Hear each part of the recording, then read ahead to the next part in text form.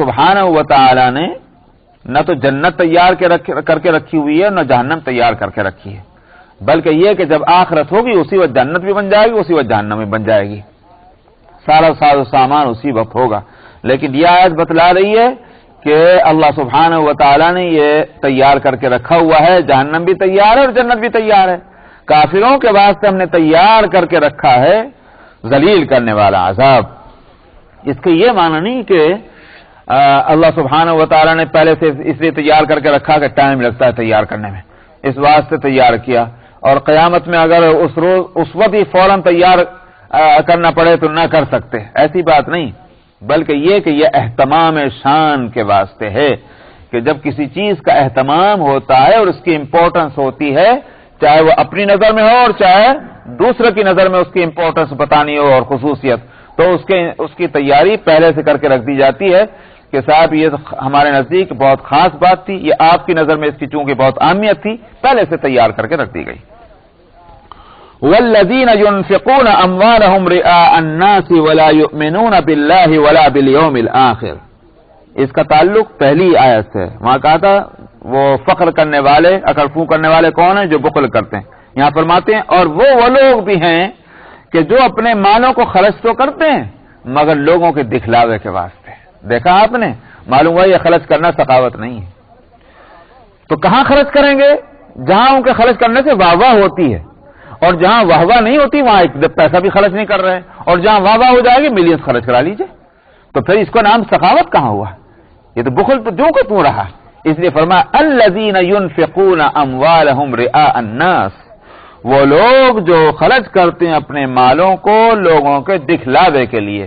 سورہ بنی اسرائیل میں اس طرح کے خرچ کرنے کو تبذیر کہا گیا کہ وہ ان المبذرین کانوا اخوان الشیاطین، مبذرین جو ہیں وہ شیطان کے بھائی ہیں۔ یہ آیت میں پہلے بھی بتا چکا ہوں کہ شیطان کا بھائی ان کو اس لیے ویسے نہیں کہا کہ میں مذاق اڑانے کے واسطے قرآن شریف میں ان کو شیطان کا بھائی کہہ دیا گیا جو مبذرین ہیں، بلکہ مبذرین کو حقیقتاً شیطان کا بھائی اس لیے کہا گیا ہے کہ نعمت کا غلط استعمال جو ہے یہی شیطان کا طریقہ ہے۔ سمجھا نہیں؟ شیطان کو اللہ سبحانہ و تعالی نے عقل کی دولت دی تھی، عقل کی نعمت دی تھی، اس عقل کا اس نے استعمال غلط کیا ہے۔ کہاں غلط کیا؟ جب اللہ تعالیٰ نے فرمایا کہ اسجدوا لآدم، آدم کو سجدہ کرو، فسجدوا الا ابلیس، سب نے تو سجدہ کر لیا مگر ابلیس نے سجدہ نہیں کیا۔ کیوں نہیں سجدہ کیا تھا ابلیس نے؟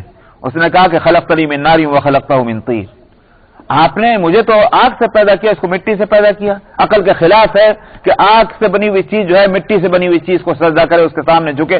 مٹی کا جو ہے وہ کم درجے کی چیز ہے اور آگ جو ہے وہ اونچے درجے کی چیز ہے، لہذا اونچے درجے کی چیز نچلی درجے کی چیز کو کیسے سجدہ کر لے؟ عقل کا استعمال اس نے غلط کیا۔ کیوں؟ اس واسطے کہ اس نے یہ تو سوچا کہ یہ عقل کے خلاف ہے، یوں نہ سوچا کہ یہ بھی تو عقل کے خلاف ہے کہ جس نے ہم کو پیدا کیا اس کے حکم کے خلاف کر رہے ہیں، یہ نہیں سوچا تھا۔ تو عقل جو اللہ نے دی تھی اس کا استعمال اس نے غلط کیا ہے۔ تو دنیا میں جن کو اللہ نے مال دیا، اللہ کی ایک نعمت ہے، اگر اس کا استعمال غلط کریں گے، جیسے نہ استعمال کرنا غلط ہے، اس کا غلط استعمال بھی غلط ہے، اور یہ شیطان کا راستہ ہے۔ شیطان یہ نہیں کرتا کہ وہ اپنی عقل کو اس نے استعمال نہیں کیا تھا مگر غلط کیا تھا، اور قیامت تک غلط ہی کر رہا ہے۔ اللہ نے جو اس کو عقل کی نعمت دی ہے وہ اللہ کے مقابلے میں لوگوں کو بہکانے میں استعمال کر رہا ہے۔ کیسے کیسے ہتھ کنڈے، کیسی کیسی چالیں، کیسی کیسی تدبیریں، یہ سب شیطان کے پاس عقل نہ ہوتی تو کہاں سے یہ ساری تدبیریں اور چالیں اور مکر اور فریب ہوتا؟ تو مکار اور فریبی تو بے عقل نہیں ہوا کرتا، مگر عقل کا استعمال غلط کر رہا ہے، اور عقل کا صحیح استعمال وہی کر رہا ہے کہ جو اپنے آپ کو سمجھے کہ میں ہوں کیا۔ تو اپنے آپ کو اگر اللہ کی مخلوق نہ سمجھا تو ظاہر ہے کہ اس سے بڑھ کر اور کیا کہا جائے گا کہ اس نے عقل کا استعمال صحیح نہیں کیا۔ تو مبذرین کو یہی کہا کہ شیطان کے بھائی ہیں۔ تو خرچ کرنے والے اپنے مالوں کو لوگوں کے دکھلاوے کے لیے، اور یہ ساری حرکت کس سے سرزد ہوتی ہے؟ وَلَا يُؤْمِنُونَ بِاللَّهِ وَلَا بِالْيَوْمِ الْآخِرِ، اللہ پر یقین نہیں رکھتے اور نہ آخرت پر یقین ہے۔ اللہ پر اور اس کا آخرت پر یقین ہوتا تو ان میں سے کوئی برائی ان کے اندر نہ ہوتی۔ مال کا بخل نہ کرتے، دکھلاوے کے لیے نہ خرچ کرتے، یہ ساری برائی، اور لوگوں کے حقوق ادا کرتے۔ یہ سب اچھائیاں کیسے پیدا ہوتی ہیں؟ اپنے ایمان اور یقین کی مضبوطی کے نتیجے میں کہ اللہ پر اور آخرت کے دن پر یقین اور ایمان ہو. وَمَن يَكُنِ الشَّيْطَانُ لَهُ قَرِينًا فَسَاءَ قَرِينًا، اور وہ شخص کہ جس کا ہم نشین شیطان ہو جائے تو برا ہے اس کا ہم نشین. ہم نشین کے مطلب کیا ہوتا ہے؟ اس کو کہتے ہیں کہ جو ہر وقت کے ساتھ اس میں بیٹھنے والا ہو، اس کو ہم نشین کہتے ہیں. تو جلیس بھی عربی میں اس کو کہتے ہیں. جلیس اسی کو کہتے ہیں کہ جو ہر وقت آپ کے ساتھ لگا ہوا ہے، اٹھ رہا ہے، بیٹھتا ہے، آپ کی بڑی پکی دوستی اس کے ساتھ ہے، جس کو ہمارے ہاں اردو میں کہتے ہیں دانت کاٹے روٹی کی ساتھی. کیا کہتے ہیں بھائی؟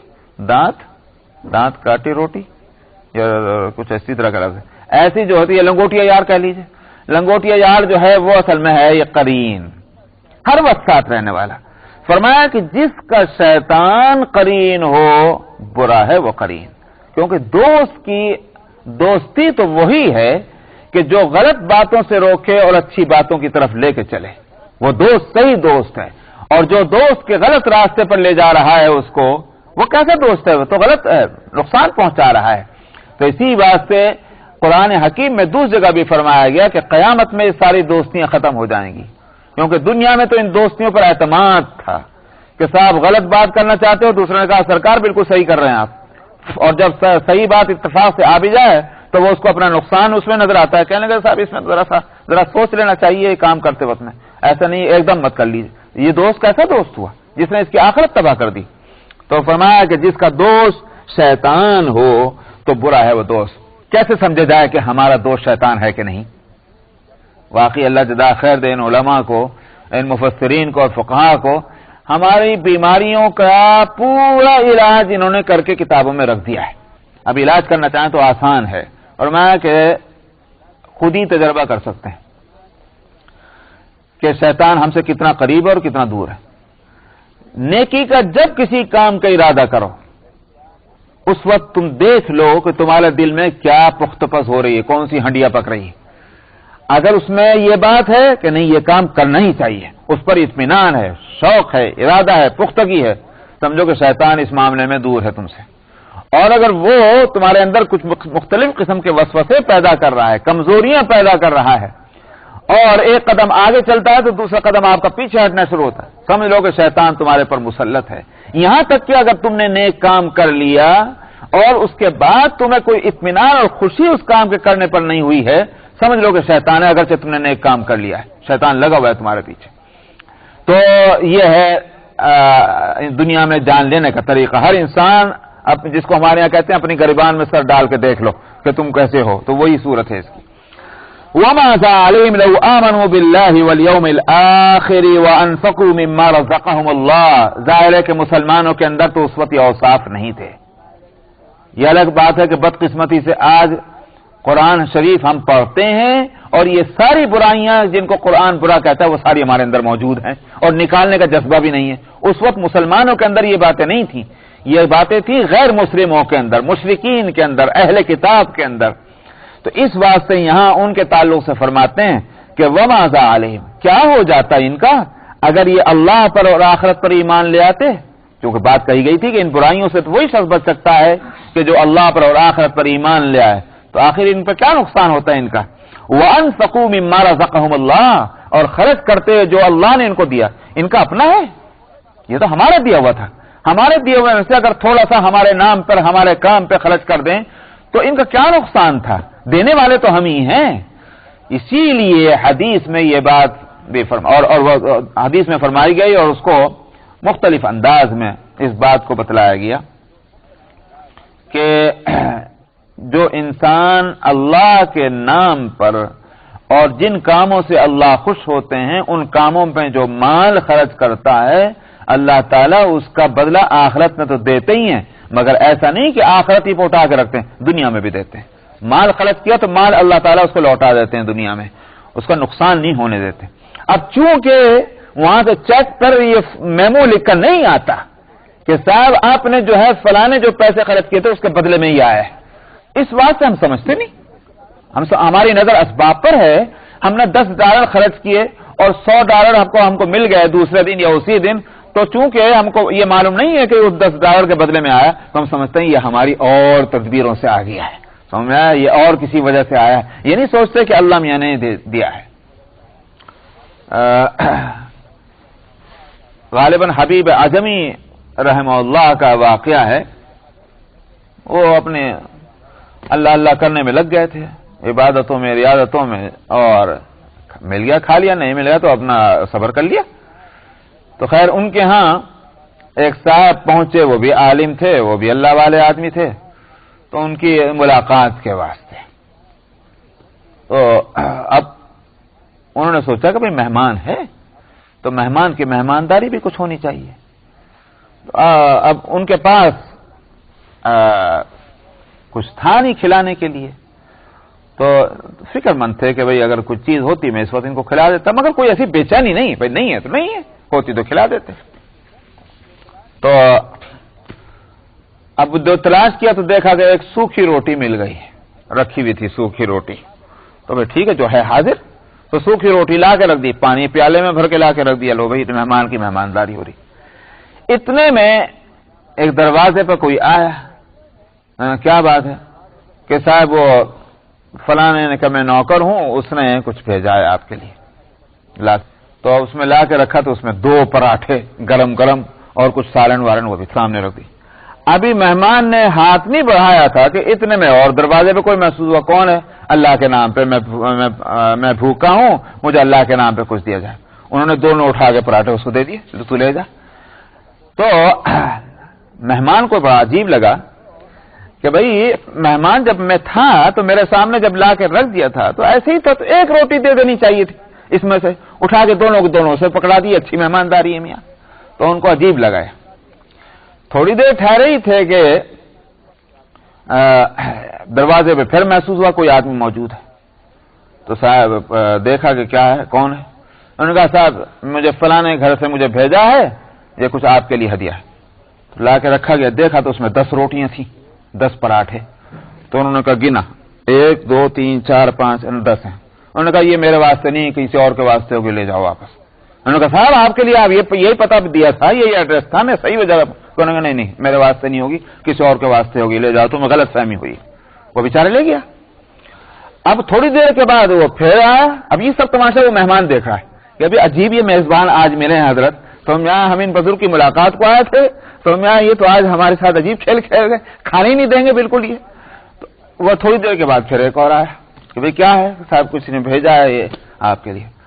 تو ہٹایا اس پہ سے کپڑا، تو پھر وہ پراٹھے ہیں، تو اب گننا شروع کیا تو 20 تھے۔ انہوں نے کہا ہاں یہ میرے ہیں۔ اب مہمان سرہانے گیا، صاحب یہ قصہ سب کیا ہے، یہ کیا کھائیں آپ؟ انہوں نے کھیل کیا کھیل رہے ہیں بھائی، آپ کی خاطر کر رہے ہیں۔ انہوں نے کہا میری خاطر کیا ہو رہی ہے، یہ سب تماشا کیا ہے؟ انہوں نے کہا جب آپ آئے تھے تو میرے پاس کچھ نہیں تھا، سوکھی روٹی تھی، تو باہر وہ میں نے رکھ دی، مگر اللہ میاں کو باہر منظور تھا کہ آپ کی خاطر ٹھیک سے ہو، تو وہ 2 پراٹھے آ گئے تھے۔ لیکن اتفاق ہے کہ اسی وقت ایک بھوکا آدمی مانگنے کے واسطے آیا، تو میں نے سوچا پیٹ نہیں بھرے گا، ہمارا پیٹ بھرے گا ایک روٹی کھانے سے، میں نے سوچا اس کو ہی دے دوں، اس کا تو پیٹ بھر جائے کم سے کم ایک بھوکے آدمی کا، تو میں نے 2 روٹی اس کو دے دی تھی۔ اب جب آئی دوسری مرتبہ تو اس میں تو 10 تھی، اور اللہ کا وعدہ ہے کہ 10 گنا دیں گے، تو وہ تو 5 گنا تھا، 10 گنا نہیں تھا۔ 2 روٹی کے بدلے میں 20 روٹی آنی چاہیے تھی، یہ تو 10 آئی تھی، تو میں نے سمجھ لیا کہ یہ میرے واسطے نہیں، اس کو مغالطہ ہوا کسی اور کے واسطے ہوگی۔ اب جب 20 آ گئی ہیں تو یہ واقعی میری ہیں، اس لیے کہ میں نے 2 روٹی اللہ کے راستے میں دی ہے، تو مجھے 20 روٹی ملنی چاہیے۔ یہ محض تفریح نہیں ہے، واقعی ہے کہ جن کو اللہ کے اس نظام پر اور اللہ اس کے رسول کے اس فرمانے پر اس طرح سے اطمینان اور یقین ہو، جیسے ہمیں یقین ہے کہ اس وقت دن نکل رہا ہے، تو میں اس میں کوئی شک اور شبہ نہیں، کوئی قسم بھی کھا کر اگر کہہ دے کہ میں دن نہیں رات ہے میاں، تو چاہے ہم سمجھیں کہ یہ قسم کھانے والا کتنا معتبر آدمی ہے، نہیں مانیں گے، کیونکہ آنکھوں سے دیکھی ہوئی چیز یہ ہے کہ دن نکل رہا ہے۔ تو جن کو اللہ کے فرمانے پر اتنا اطمینان اور یقین ہو، ان کو تو آنکھوں سے نظر آ جاتا ہے، ہم جیسے لوگوں کو نظر نہیں آتا، مگر اللہ کا وعدہ یہی ہے کہ جو اللہ کے واسطے دنیا میں خرچ کرتا ہے، اپنے اوقات کو خرچ کرتا ہے، اپنے مال کو خرچ کرتا ہے، صحت تندرستی کو خرچ کرتا ہے، اللہ تعالیٰ دنیا میں دیتے ہیں اس کا بدلہ۔ اور کیوں نہ ہو، اگر یہ سب نہ ہوتا تو وہ جو حدیث میں ہے کہ اللہ تعالیٰ، نبی کریم صلی اللہ علیہ وسلم نے فرمایا کہ اللہ تعالیٰ نے 2 فرشتے مقرر کر رکھے ہیں جو اس کام کے لیے کہ وہ دعا مانگتے ہیں کہ اللہم آت منفقا خلفا، اور دوسرا کہتا ہے اللہم آت ممسکا تلفا۔ یہ دونوں فرشتے اللہ نے مقرر کیے، دونوں یہی دعا مانگ رہے ہیں اے اللہ جو خرچ کرنے والا ہے آپ اس کو اس کا بدل دے دیں. ایک فرشتہ تو یہ دعا میں لگا ہوا ہے. دوسرا فرشتہ اس دعا میں لگا ہوا ہے اے اللہ جو نہ خرچ کرے آپ اس کے مال کو بھی ضائع کر دیں. تو جو نہیں خرچ کر رہا ہے وہ یہ سمجھ رہا ہے کہ میرا مال محفوظ ہے، حالانکہ فرشتہ دعا کر رہا ہے اے اللہ اس کے مال کو برباد کر دے جو خرچ نہیں کر رہا ہے. تو اب ظاہر ہے کہ وہ نظام یہ تو ہے نہیں کہ ہر دن مال ضائع ہو جائے ورنہ تو پھر اللہ کا نظام کیسے چلے گا. تو مال کے ضائع ہونے کی بھی مختلف صورتیں ہیں، اس کو بھی سمجھ لیا جائے. میں اس مسئلے کو اس لیے کھول رہا ہوں کہ علماء یہ ساری بحثیں کرتے ہیں. تو جو حقیقت کے علم رکھنے والے حضرات ہیں، اہل تصوف، مشائخ، وہ یہ ساری بحثیں کرتے ہیں کہ مال کے ضائع ہونے کے صرف یہی معنی نہیں ہوتے کہ جو $100 ہمارے پاس ہیں وہ ہمارے ہاتھ سے نکل گئے. مطلب یہ اب نہیں ہے کہ آگ میں جل گئے یا پانی میں بہہ گئے. کوئی ایک صورت اللہ سبحانہ و تعالیٰ کی نعمت دینے کی بھی نہیں ہے اور ایک ہی صورت اللہ سبحانہ و تعالیٰ کے عذاب دینے کی بھی نہیں ہے، تکلیف دینے کی بھی نہیں ہے. ہم دیکھتے ہیں کہ بھئی موت ہر ایک کے واسطے ہے، لیکن موت آنے کا کیا ایک ہی راستہ ہے؟ سمجھ میں آیا؟ کتنے راستے ہیں کہ جس کو کاؤنٹ نہیں کیا جا سکتا کہ کتنے راستوں سے انسان اپنی زندگیوں سے محروم ہوتا ہے. اسی طرح سے مال کے واسطے بھی آفتیں مختلف ہیں. تو اسی واسطے ان حضرات کا یہ بھی کہنا ہے کہ مال کے ضائع ہونے کی ایک صورت یہ بھی ہے کہ مال سے جو فائدہ خود انسان کو پہنچنا چاہیے وہ فائدہ اس کو نہیں پہنچ پا رہا ہے. اور اس کا ایک درجہ یہ بھی ہے کہ جو سکون اس کو نصیب ہونا چاہیے زندگی کے اندر اس سکون سے بھی محروم ہے. طبیعت میں بے چینی، راتوں کو نیند نہیں آ رہی، نہ کھانے پہ وقت ہے نہ پینے میں وقت ہے، کسی وقت کے اندر ذہن کو سکون ہی نہیں. کیا فائدہ اس مال کا؟ پھر یہ مال جو ہے اس کے واسطے مصیبت بن گیا، فضل نہیں بنا. دیوبند میں ایک صاحب تھے، میں نے ان کو دیکھا ہے بچپن کے اندر. ان کا نام تھا مولوی عبدالرحمان اور وہ تھے سرحد کے علاقے کے، پاکستان کے پٹھان تھے، وہاں کے تھے وہ. تو مجھے خوب یاد ہے، بہت سادہ کپڑے، لمبا سا کرتا، سلوار، ایک سادہ ٹوپی. اور ان کی دکان ابھی تک، مطلب یہ کہ وہ دکان اپنی جگہ موجود ہے جس میں وہ کپڑے کی دکان ان کی تھی. ہم بچپن میں بھی، میرے والد صاحب، ہمارے یہاں کپڑا انہی کے یہاں سے آتا تھا. تو تھے بڑے دیندار آدمی.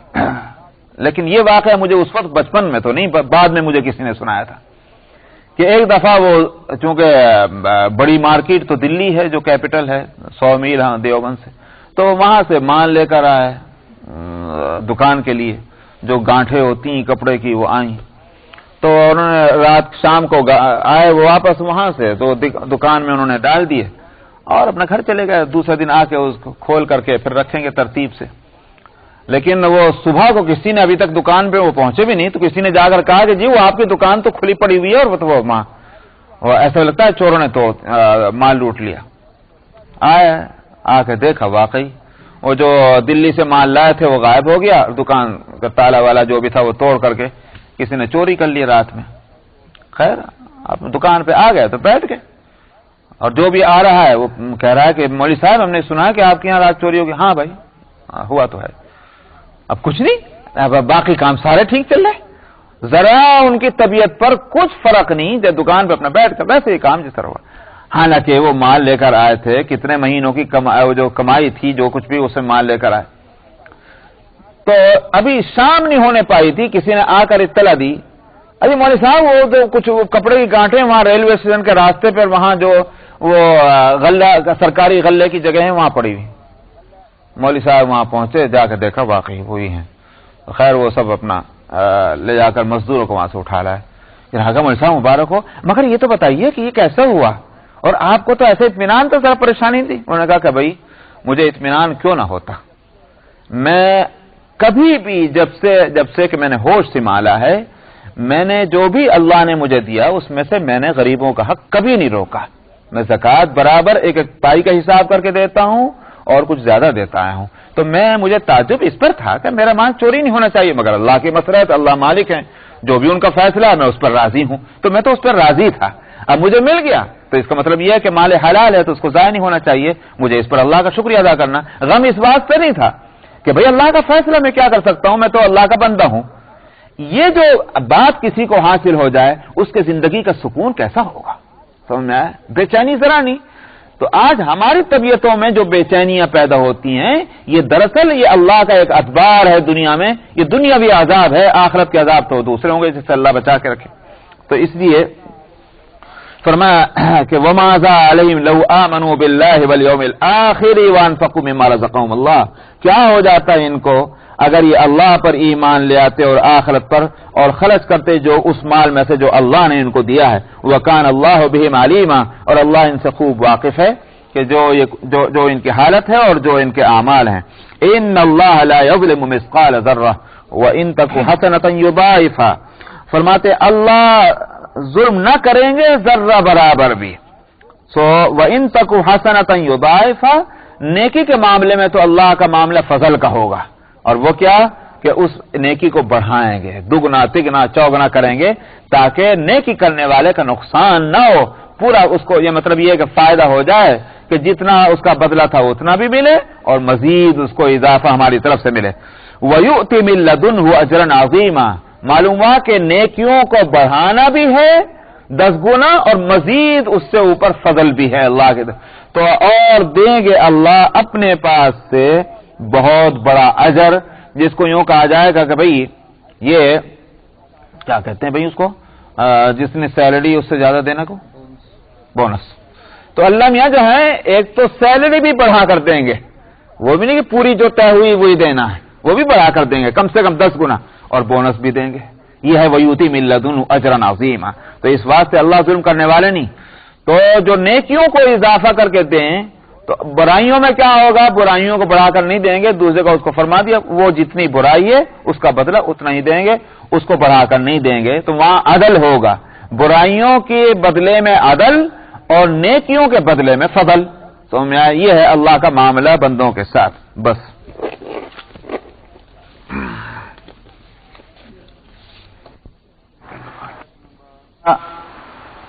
آیت نمبر 40. اعوذ باللہ من الشیطان الرجیم،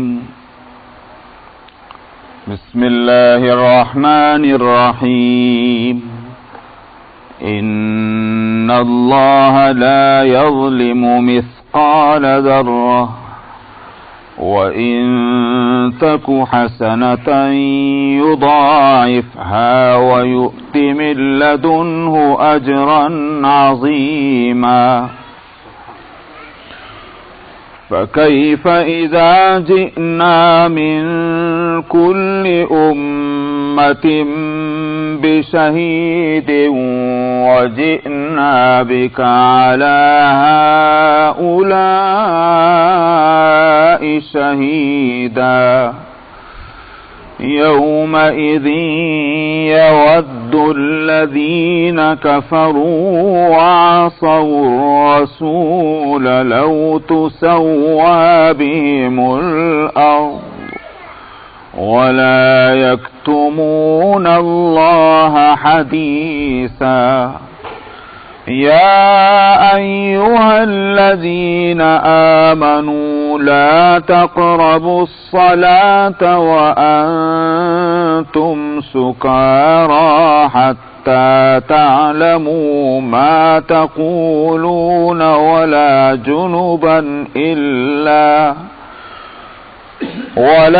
جُنُبًا إِلَّا عَابِرِي سَبِيلٍ حَتَّىٰ تَغْتَسِلُوا.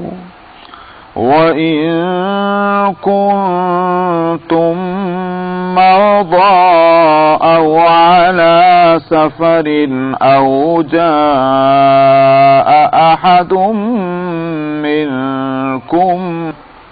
نیکی ہو تو اللہ اس کو بڑھاتے ہیں کئی گنا. یضاعفھا، دوگنا تگنا کرنا، اضافہ کرنا، ملٹی پلائی کرنا کسی چیز کو، کسی عادت کو، اس کے لیے لفظ آتا ہے ضعف. تو اگر نیکی ہے تو اللہ اس کو بڑھاتے ہیں اور اپنے پاس سے بہت بڑا اجر بھی عطا فرماتے ہیں. ظلم نہیں اللہ کی طرف سے. 3 چیزیں ہیں، ایک ہے ظلم، ایک ہے عدل اور ایک ہے فضل. کسی شخص نے اگر آپ کو $10 دیے تو اگر آپ 10 میں سے 1 پینی نہ دیں یہ ظلم. 10 میں سے 9 دیں ایک اور پورے 10 نہ دیں تو بھی ظلم. اور اگر آپ نے 10 لیے اور 10 ہی لوٹا دیے یہ عدل ہے؟ تو عدل برابری کو کہتے ہیں. اور اگر آپ نے 10 ڈالر بھی دیے اور ساتھ میں کوئی اور نیکی کا کام بھی اس کے ساتھ کر لیا جس سے اس کی طبیعت خوش ہو جائے تو یہ فضل ہے. تو اللہ سبحانہ و تعالیٰ کے یہاں سے ظلم تو کسی صورت میں نہیں ہے، نہ تو اس شکل میں کہ کسی نے کی تو نیکی اور نیکی قبول نہیں کی اور برائی جو ہے وہ ڈھونڈ کر اس میں سے اس کے بدلے میں اس کو عذاب مل رہا ہے، سزائیں مل رہی ہیں، یہ بھی نہیں ہوگا. یا جتنی برائی ہے اس کی جتنی سزا مقرر ہے کسی کو اس سے بڑھ کر سزا دے دیں اس برائی پر. حالانکہ اللہ قادر مطلق حاکم ہے، مالک ہیں. حاکم اور مالک کو یہ اختیار ہے کہ 2 مجرم اگر ایک ہی طرح کا جرم کر کے آئیں اور حاکم اگر یہ کہے کہ اس کے تو 50 کوڑے لگا دو اور اس کے 60 لگا دو، حق ہے، تو حاکم کو اس طرح کا اختیار ہے اور اس کو غیر قانونی نہیں کہتے کہ ایک مجرم کو کہے کہ 6 مہینے کی سزا دے دو ساتھ میں مالی جرمانہ بھی دو اور دوسرے مجرم کو اسی طرح کہے کہ بس 6 مہینے کی سزا دے کے چھٹی کر دو. یہ حق اس کو اختیار ہے. لیکن اللہ سبحانہ و تعالیٰ کے جو حاکم ہیں اور احکم الحاکمین ہیں اور دنیا کے حکام کا تو حال یہ کہ وہ خود قانون بنانے والے نہیں ہیں بلکہ بنے ہوئے قانون کے دائرے میں رہ کر کے حکم نافذ کرنے والے ہیں.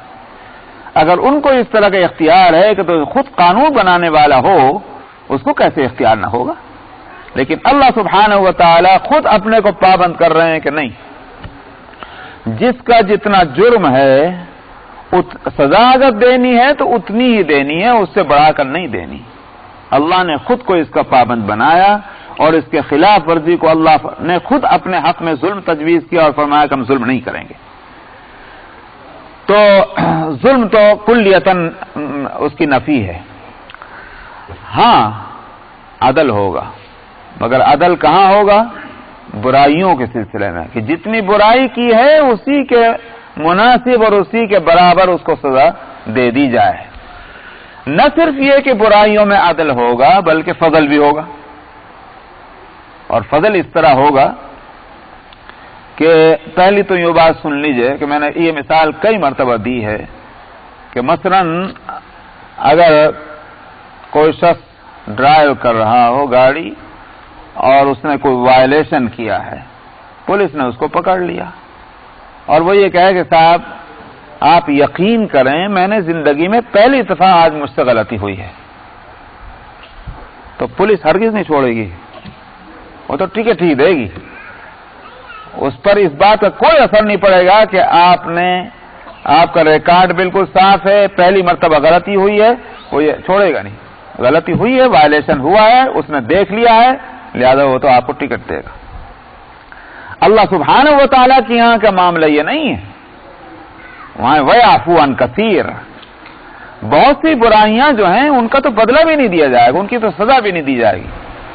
تو برائیوں میں کے بدلے میں عدل بھی ہوگا اور فضل بھی ہوگا.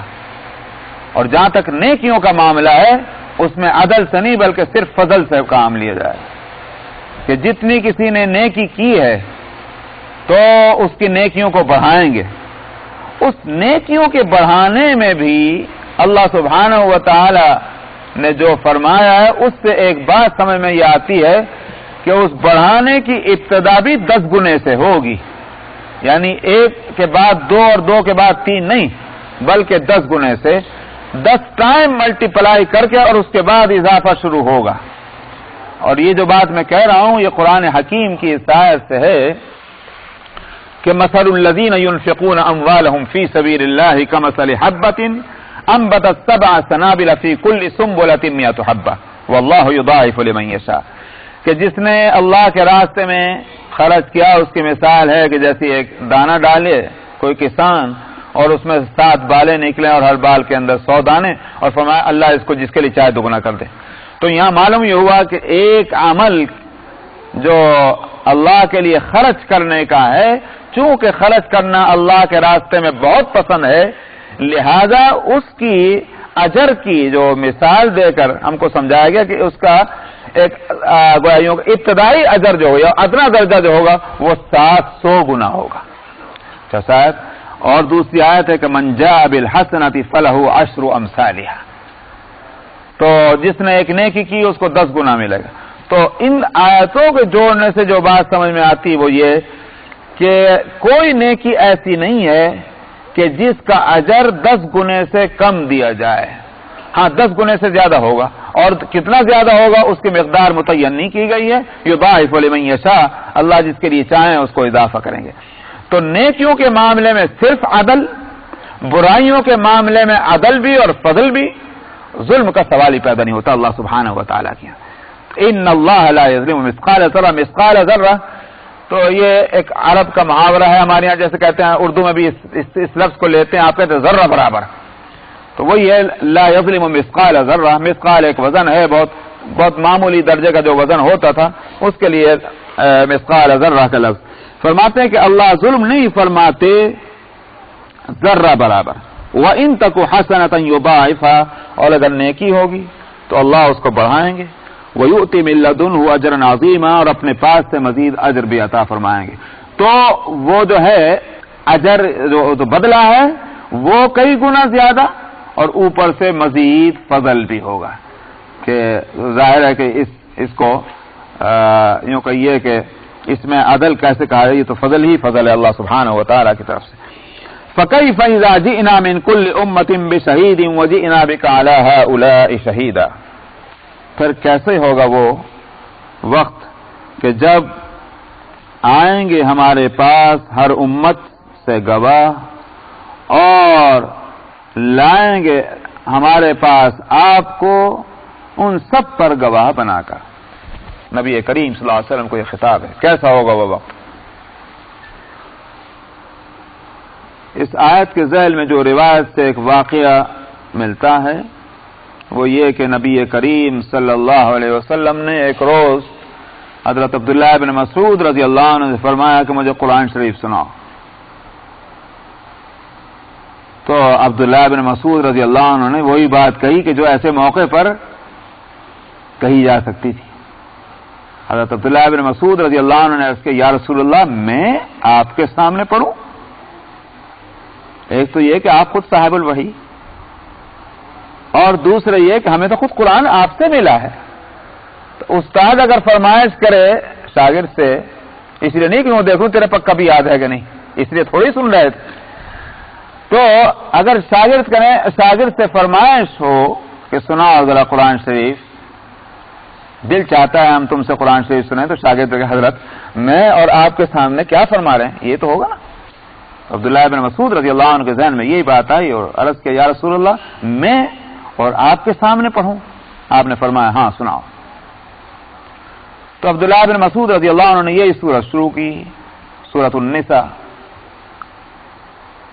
کئی رکوع ہیں، 1.5 پاؤ کے قریب یہ حصہ ہے. یہاں تک ہماری حالت تو یہ ہے کہ جناب والا اگر ایک رکعت میں کہیں کسی روز تراویح کے اندر بھی 1 پاؤ سپارہ نہیں، آدھا پاؤ بھی پڑھ لیا تو اسی دن شکایت مل جاتی کہ صاحب ذرا سا ہلکا کیجئے، ہم تو بہت کام کر کے آتے ہیں.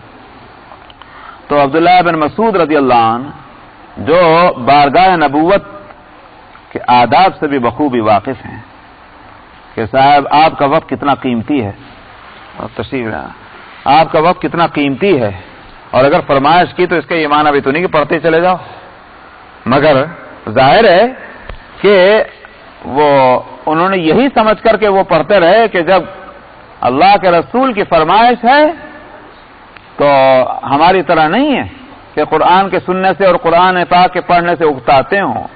پڑھتے رہے یہاں تک پہنچے تو آپ نے اشارے سے فرما دیا کہ اب رک جائیں. تو عبداللہ بن مسعود نے دیکھا کہ نبی کریم صلی اللہ علیہ وسلم کی چشم مبارک آنسوؤں سے تر ہے. اسی آیت پر رک گئے اور آپ کو دیکھا رو رہے ہیں.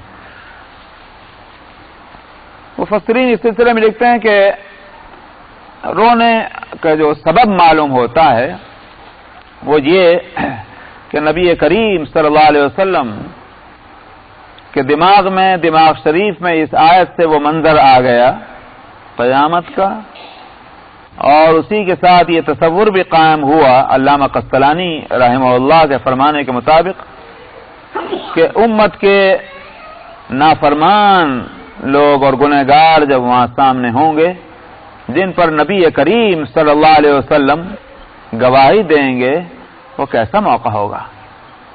نبی کریم صلی اللہ علیہ وسلم کے لیے اس وقت بھی تکلیف دہ ہوگا اور دنیا میں بھی تکلیف دہ۔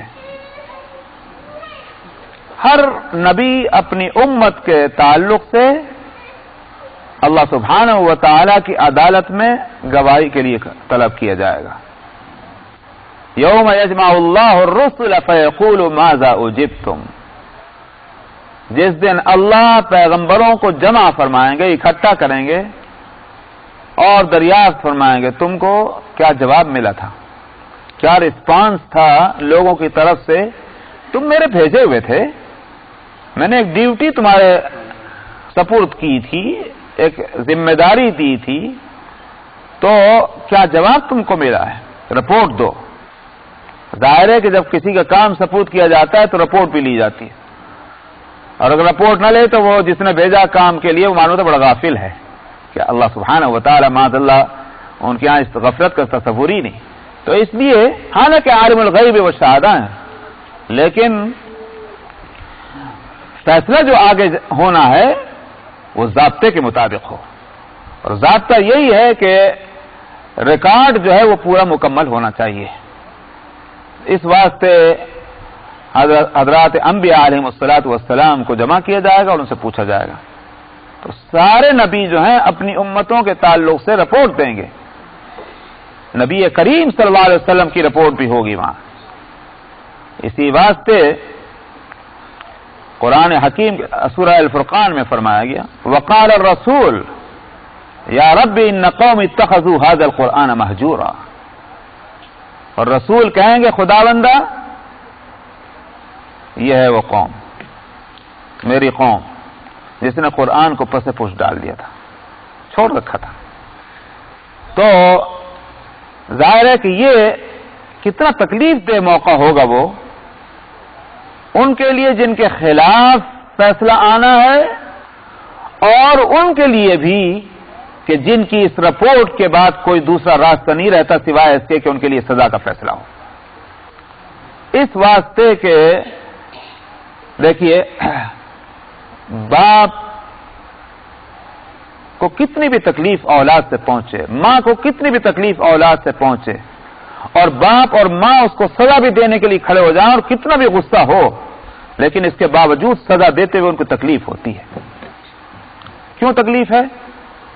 آپ کہیں گے یہ کیسی بات ہوئی، غصہ بھی آ رہا ہے تکلیف بھی ہو رہی، بالکل درست ہے۔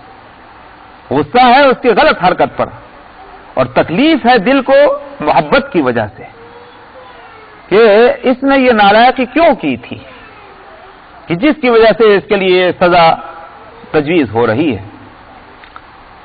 دوسرا آدمی کو تکلیف نہ ہو، چاہے کسی اور آدمی نے آپ کو تکلیف پہنچائی، آپ کو ذرا دکھ نہیں ہوگا بلکہ غصہ ہی آئے گا، اور غصے سے آپ اس کو جو سزا دیں گے وہ کیفیت ان کے دلوں کی نہیں ہوگی جو ماں باپ کے دلوں کی ہوتی سزا دیتے وقت، کیونکہ اور کے دل میں محبت نہیں لیکن ماں باپ کے دل میں محبت ہے۔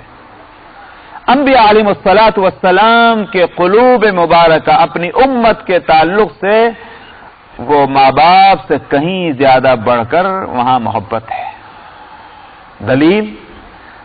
دلیل اس کی یہ ہے کہ دیکھیے ماں باپ کی محبت کو دیکھا جاتا ہے کس طرح سے، ماں باپ کے دلوں میں اولاد کی محبت ہے ان کی تکلیفیں دیکھ کر، کہ ماں باپ جو تکلیفیں اپنی اولاد کے تعلق سے اٹھاتے ہیں اور خوش دلی کے ساتھ، ماتھے پر بل نہیں پڑتا، ماں ساری رات جاگتی ہے، ایک بچے کی چین اس سے برداشت نہیں ہے، آخر نیند تو سب کو پیاری ہے لیکن اپنی نیند جو وہ قربان کر رہی ہے اور بچے کی چین اس سے برداشت نہیں، کیوں؟ یہ بات ہی بتلا رہی ہے کہ اس کو محبت ہے، کسی اور بچے کے واسطے تھوڑی عورت کرے گی۔ تو تکلیفیں اٹھانا کسی کا یہ دلیل ہے اور شہادت ہے اور یہ وٹنس ہے کہ اس کے دل میں محبت ہے۔ ایک دن تکلیف اٹھا لے گا 2 दिन उठा लेगा, 3 दिन उठा लेगा। ये थोड़ी कि बस तकलीफ है उठाते ही चले जाओ, तो ये तकल्लुफ नहीं है, ये हकीकत है। अंबिया अलैहिस्सलातु वस्सलाम के यहाँ यही दलील है इस बात की उनके ताल्लुक से कि उम्मत के मामले में 1 दिन नहीं, 2 दिन नहीं, 1 साल नहीं, 2 साल नहीं, जब तक दुनिया में रहें और जब तक वो कार नबूवत अंजाम देते रहे, तकलीफों पे तकलीफें उठाते चले गए और माथे पर बल नहीं पड़ा। इससे बढ़कर और क्या दलील होगी? तो इसलिए अंबिया अलैहिस्सलातु वस्सलाम के क़ुलूब जब मोहब्बत से मामूर हैं तो उनको क्या खुशी होगी कि जिस उम्मत के दिल, उम्मत की तरफ से जिन दिल उनके जो है मोहब्बतों से मामूर है, उन उम्मत के उन अफराद को सजाएं दी जा रही और अंबिया खुश हो रहे हैं। हाँ, बहुत अच्छा हो रहा है, समझा, दुनिया में नहीं समझा था, बहुत अच्छा हो रहा है। हरगिज़ नहीं, उनको तकलीफ होगी। सारे अंबिया को इसकी तकलीफ होगी तो नबीउल अंबिया हजरत मोहम्मद सल्लल्लाहु अलैहि वसल्लम, जिनके लिए खुद अल्लाह सुब्हानहु व तआला ने रहमतुल लिल आलमीन फरमाया है, और फबिमा रहमतिन मिनल्लाहि लिन्त लहुम वलौ कुन्त फज़्ज़न गलीज़ल क़ल्बि लन्फ़ज़्ज़ू मिन हौलिक। ये खुद अल्लाह की शहादत है, अल्लाह सुब्हानहु व तआला की। तो उनको कितनी तकलीफ न होगी और दुनिया में भी कितनी तकलीफ उनको उम्मत के इन अहवाल से न होती होगी, हुई होगी कि जो अहवाल जिनके बदलने के वास्ते नबी करीम सल्लल्लाहु अलैहि वसल्लम को अल्लाह सुब्हानहु व तआला ने उनको नबी बनाया था। तो इस तसव्वुर से आप रोने लगे। ये अल्लामा कस्तलानी की राय है। फ़कैफ़ इज़ा जिअना मिन कुल्लि उम्मतिन बिशहीदिन, कैसा होगा वो वक्त जब आएंगे हमारे पास हर उम्मत में से गवाह। वो कौन हर उम्मत के गवाह होंगे? कुरान हकीम ने बता दिया, अंबिया अलैहिस्सलातु वस्सलाम होंगे। हदीस ने भी उसकी वजाहत कर दी, और तमाम हदीसों को अगर सामने रखा जाए तो सिर्फ अंबिया ही नहीं होंगे, अंबिया के अलावा उस उम्मत के उलमा भी होंगे, और जिन से जिस तरह का वास्ता और साबिका होगा वो भी होंगे। खुद इंसान का अपना नफ्स और उसका जिस्म वो भी गवाह होगा। हदीस में आता है कि क़यामत में अल्लाह सुब्हानहु व तआला पूछेंगे कि मेरे तरफ से तेरे पास तुझे नज़ीर आए थे, तूने उनके डराने को तूने नहीं समझा। ऐसे खुदावंदा, मेरे पास तो कोई न कोई नज़ीर आया, न कोई बशीर आया, न कोई अमीर आया, न कोई फकीर आया, कोई भी नहीं आया। अल्लाह ताला फरमाएंगे, देख तू बच्चा था, जवान हुआ, ये तेरी जवानी नज़ीर थी, फिर तू जवानी से बुढ़ापे की तरफ चला, ये बुढ़ापे की तरफ चलना ये नज़ीर था। तेरे बाल काले थे, सफेद होने लगे, ये नज़ीर था। तेरे दांत थे मुंह में, वो झड़ने लगे, ये नज़ीर था। ये सारी तब्दीलियां जो जिंदगी के अंदर हैं, ये क्या बतला रही हैं? इनमें से कोई चीज ऐसी है कि जो ये इत्मीनान दिलाती हो, फिक्र मत कर, दुनिया में हमेशा रहना, भूल जा मौत के किस्से को। ये हर पेश आने वाली तब्दीली वो घंटियां बजा रही है कि मौत का वक्त करीब आ रहा है, तो नज़ीर है। तो जाहिर है कि जब इनको दुनिया में नज़ीर बनाया गया है, आखिरत में अगर इन्हीं को शहीद बना दें, अल-यौम नख्तिमु अला अफ़वाहिहिम व तुकल्लिमुना अयदीहिम व तशहदु अर्जुलुहुम बिमा कानू यक्सिबून, यही हाथ और पांव जो इन दुनिया में तब्दीलियों को कबूल कर रहे हैं, ऑब्जर्व करते रहे, यही हाथ और पांव जो हैं ये आखिरत में शहादत देंगे। तो ये सब शुहदा हैं।